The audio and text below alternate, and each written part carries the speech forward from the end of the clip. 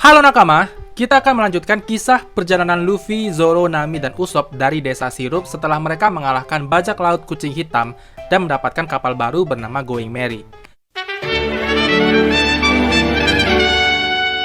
Luffy membuat gambar tengkorak bajak laut dengan topi jerami di bendera hitam sebagai simbol resmi bajak laut topi jerami. Tapi bisa kalian lihat, hasilnya sangat menyedihkan. Usopp yang punya jiwa seni tinggi membuat ulang benderanya dan melukis layar kapal dengan simbol bajak laut topi jerami yang jauh lebih waras lah. Nami membawa kapal ke sebuah pulau harta karun legendaris. Rumornya di pulau itu tersimpan harta karun yang sangat banyak. Tapi pulau itu dijaga oleh dewa. Siapapun yang mendekati pulau itu akan berhadapan dengan kemarahan dewa. Mendekati pulau, terjadi badai hujan dan petir yang membuat Usopp takut dan mengira itulah kemarahan dewa. Luffy dan Nami semangat untuk menuju pulau itu. Memasuki pulau, mereka sampai di hutan yang lebat dan cukup gelap. Nami bilang banyak bajak laut yang datang ke pulau ini, tapi langsung lari ketakutan karena hal-hal aneh yang terjadi. Ada yang kepalanya tiba-tiba berubah jadi babi hutan, ada yang tercekik oleh kumisnya sendiri karena berubah jadi ular. Tapi menurut Nami, itu hanya cerita yang dilebih-lebihkan. Luffy bertemu dengan ular berkepala kelinci. Usopp melihat anjing berkepala ayam. Dan Nami melihat panda kelelawar yang membuat mereka ketakutan. Tiba-tiba muncul suara misterius yang mengusir mereka dan mengaku sebagai dewa pelindung pulau itu. Jika Luffy dan teman-temannya nggak pergi dari pulau itu, maka dia akan memberikan hukuman ilahi dan mereka akan menemui ajalnya. Tak lama muncullah binatang-binatang aneh berkepribadian ganda.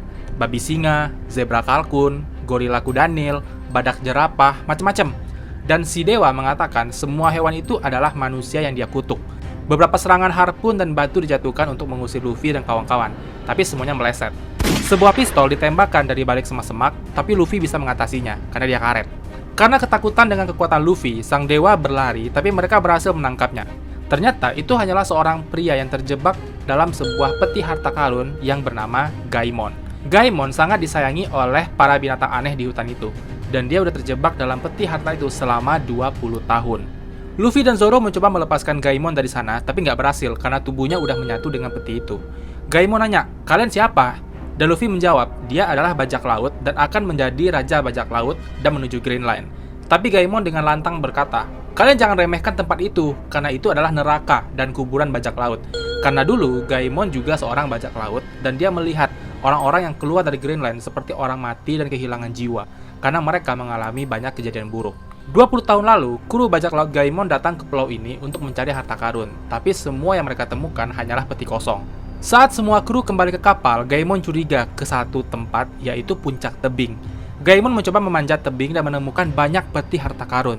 Tapi Gaimon kelepasan pegangan dan jatuh tepat ke dalam peti harta karun dan terjebak di sana. Malangnya lagi, Gaimon ditinggal oleh kru bajak lautnya dan tinggal sendirian di pulau itu. Sekarang, dengan adanya Luffy sebagai orang yang dipercaya oleh Gaimon, mereka bisa membantu Gaimon untuk mengambil harta karun yang dia temukan di puncak tebing tadi.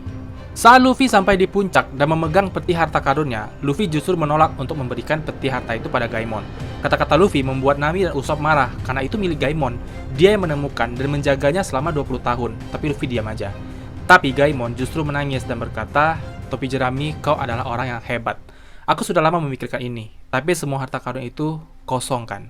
Gaimon menangis. Nami juga merasa kasihan karena selama 20 tahun ternyata Gaimon ini nggak menjaga apa-apa. Tapi Luffy tertawa menenangkan Gaimon. "Baguslah kalau kami datang sekarang, jadi Gaimon tahu sebuah kebenaran. Kalau mereka datang 30 tahun kemudian, mungkin Gaimon udah mati tanpa tahu sebuah kebenaran." Luffy berkata, "Masih ada harta karun terbesar di dunia, yaitu One Piece. Bergabunglah dengan kami dan kembali menjadi bajak laut."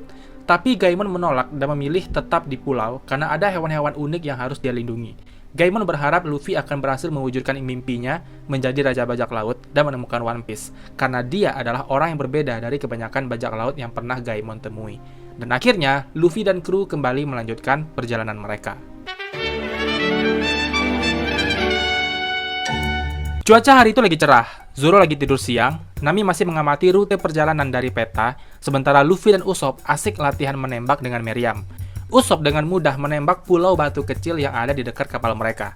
Tapi tak lama, seseorang menaiki kapal dan menghancurkan bagian kapal dengan parang. Luffy menghentikan pria misterius ini sebelum dia menghancurkan lebih banyak bagian kapal. Ternyata, pria misterius ini kenalan Zoro, dan dia memanggil Zoro dengan Zoro Aniki. Pria ini bernama Johnny, yang merupakan rekan Zoro saat masih menjadi pemburu bajak laut. Zoro nanya, "Mana Yosaku?" Jadi Yosaku ini adalah partner sejatinya si Johnny. Beberapa hari yang lalu Yosaku terkena penyakit aneh. Dari yang sehat-sehat aja, tiba-tiba wajahnya pucat dan demam. Johnny membawa Yosaku istirahat di balik pulau batu kecil, berharap dia akan membaik. Tapi tiba-tiba, seseorang menembak batu itu sampai hancur. Usopp dan Luffy shock mendengar cerita Johnny, karena itu adalah ulah mereka. Makanya Johnny ngamuk dan menyerang kepala Luffy. Nami muncul dan melihat kondisi Yosaku yang sangat memprihatinkan, tapi sepertinya Nami tahu apa yang terjadi. Nami meminta Luffy dan Usopp mengambil jeruk nipis di dapur. Mereka pun memeras air jeruk ke mulut Yosaku. Kata Nami, itu adalah skorbut, penyakit mematikan yang dulu sering menyerang pelayar. Penyebab penyakit ini karena kekurangan nutrisi dari tumbuhan, karena pelaut jarang membawa buah dan sayuran karena nggak ada tempat penyimpanan. Nah, sembari Nami menjelaskan, lihatlah kelakuan dua bocah ini. Yosaku tersadar dan mendadak sembuh. Mereka memperkenalkan diri sebagai Johnny dan Yosaku, seorang pemburu hadiah dan dulu adalah rekan Zoro. Malam harinya, semua lagi berkumpul di ruang makan. Nami berpikir kondisi seperti Yosaku bisa aja dialami siapapun ketika berlayar. Untuk itu, mereka butuh seseorang yang bisa mempertimbangkan kebutuhan nutrisi untuk tubuh mereka. Dan gak ada yang lebih pas untuk posisi itu selain seorang koki laut. Johnny memberi saran, kalau kalian mencari koki laut, hanya satu tempat yang layak untuk dituju. Tapi tempat ini dekat dengan Green Line dan rumornya orang yang dicari-cari Zoro, yaitu si mata elang, juga ada di perairan itu. Johnny mengatakan tempat yang akan dituju ada di utara timur laut, yaitu sebuah restoran terapung bernama Barati.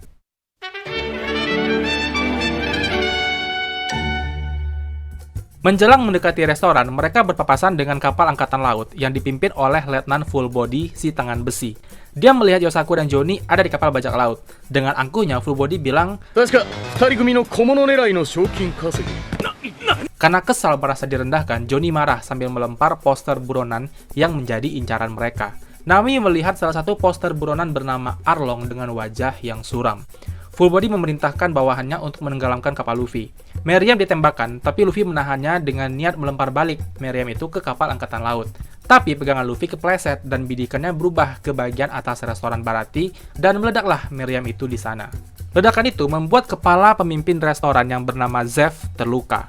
Luffy diseret untuk menghadap Zeff dan Luffy minta ampun, tapi dia kaget dengan kaki kanan owner yang terbuat dari kayu. Luffy mengakui kalau dia nggak ada uang untuk ganti rugi. Zeff bilang kalau nggak punya uang, artinya Luffy harus bekerja selama setahun penuh tanpa digaji. Luffy kaget pastinya. Letnan Full Body dan gadis pendampingnya sedang dilayani. Semua pengunjung melihat kagum pada Full Body. Dia menawan dan elegan. Gadis pendampingnya pun sangat kagum dengan pesona Full Body. Setelah meneguk wine, Full Body dengan PD-nya menebak rasa dan jenis minuman itu sambil bertanya, apakah aku benar, pelayan?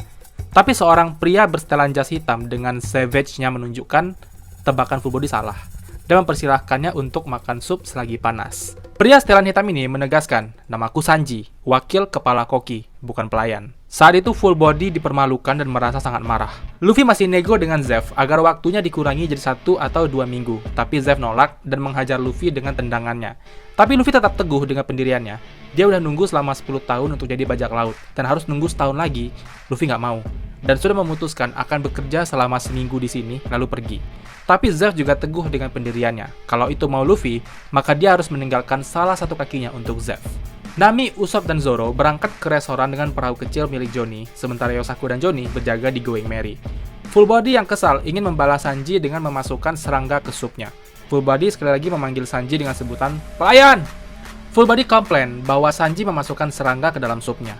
Tapi sekali lagi dengan savage-nya Sanji menjawab, aku tidak tahu karena aku tidak ahli tentang serangga. Jawaban itu langsung membuat satu restoran tertawa. Full Body semakin permalukan dan marah besar, kemudian menghancurkan meja makannya. Sup tumpah dan berserakan. Sanji berkata, kau bisa memakannya setelah mengeluarkan serangga itu kan? Butuh waktu 3 hari 3 malam untuk memasaknya, menyaring buihnya. Tapi dengan angkuhnya Full Body menginjak tangan Sanji dan menegaskan kalau dia adalah pelanggan yang sudah membayar untuk dilayani. Full Body bahkan tega mendorong wanita yang bersamanya sampai terjatuh. Sanji dengan wajah marahnya bertanya, bisakah uang memuaskan rasa laparmu? Nami, Zoro, Usopp memasuki restoran dan melihat sesuatu yang mengejutkan.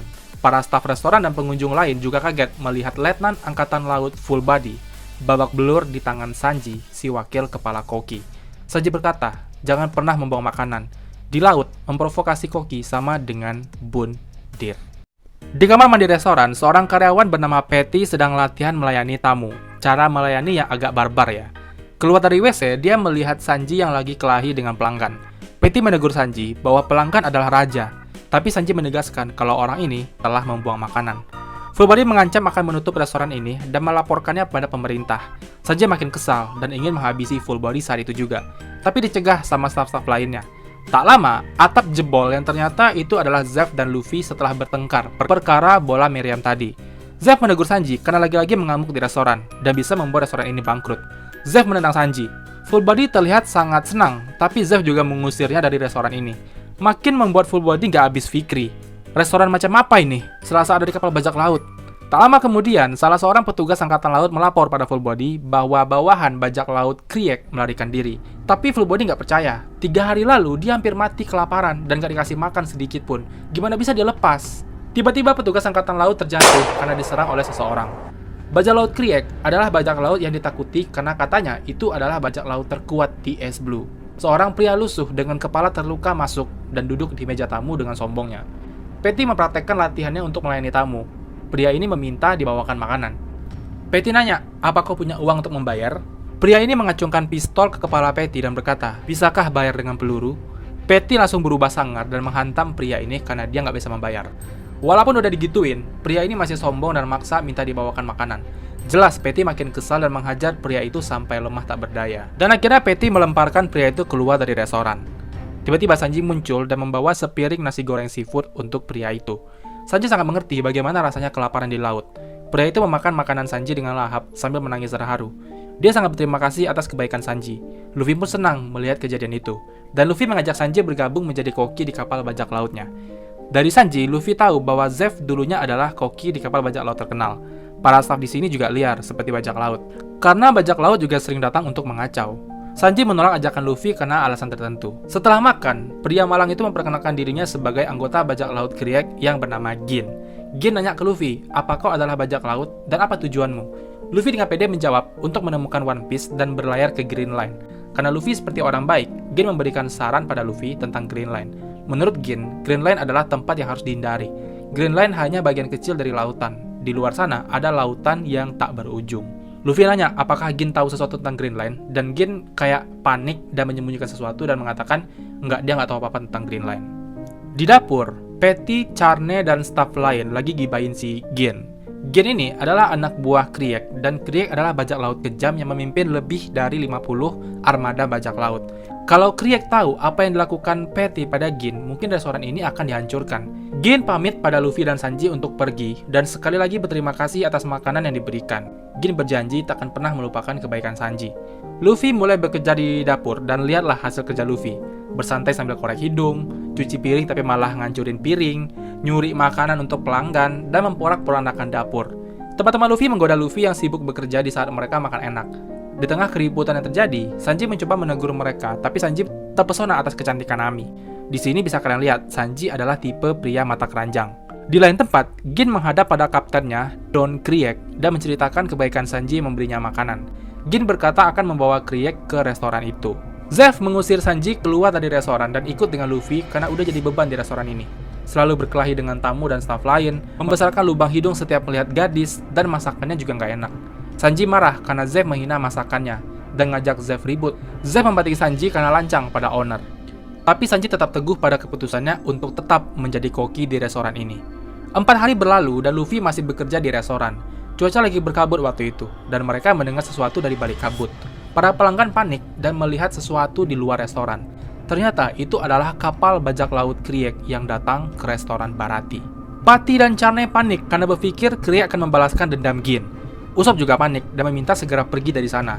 Luffy yang polos justru berpikir apakah Gin datang untuk balas budi. Nah, kapal milik Krieg terlihat aneh waktu itu. Terlihat seperti kapal yang nyaris hancur oleh badai. Gin membawa Krieg masuk ke restoran dan memohon untuk memberikan makanan karena kaptennya nyaris mati.